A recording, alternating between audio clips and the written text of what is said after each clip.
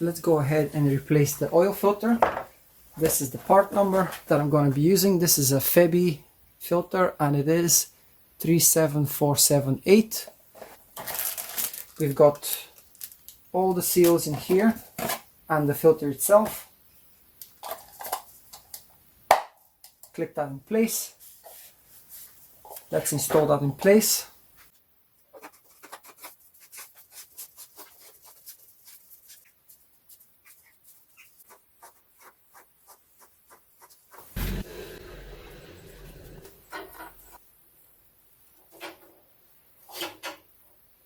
This is in place. I'm going to rinse all the oil spills with brake cleaner.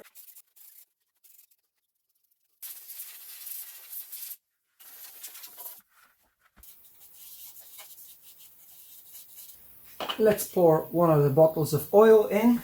I'm going to be using Febby 5W30. This is Long Life Plus oil and we're using 32947. This is the 5-liter bottle. So let's break the seal.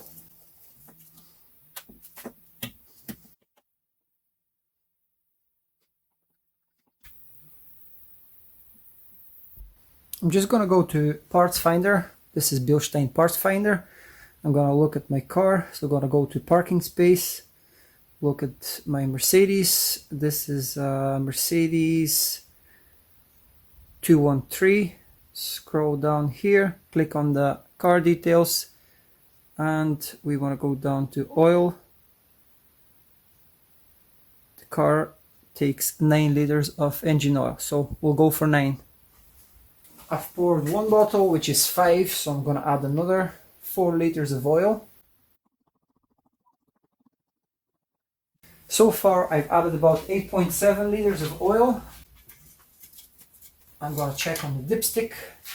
Barely at the bottom of the range, so we definitely need to add another 300 milliliters of oil. I'm going to start the engine. I'm going to let the oil flow through the filter and we're going to switch the car off, and after that we're going to properly check the final oil level. Before I'm finished with the service, then I will double check once again. Obviously you want to have your car on a level surface so it doesn't show any discrepancies.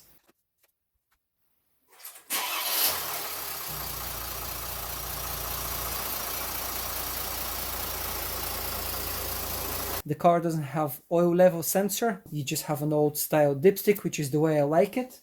So currently, this is where we're sitting. So we're just above the minimum, and I'm gonna add some more oil. There's one thing I don't like about this dipstick. It's made of a very flexible cable, and it does move and warp. So that can obviously slightly change the height of the dipstick, but it shouldn't be too far from the truth. So I'll add a bit more oil.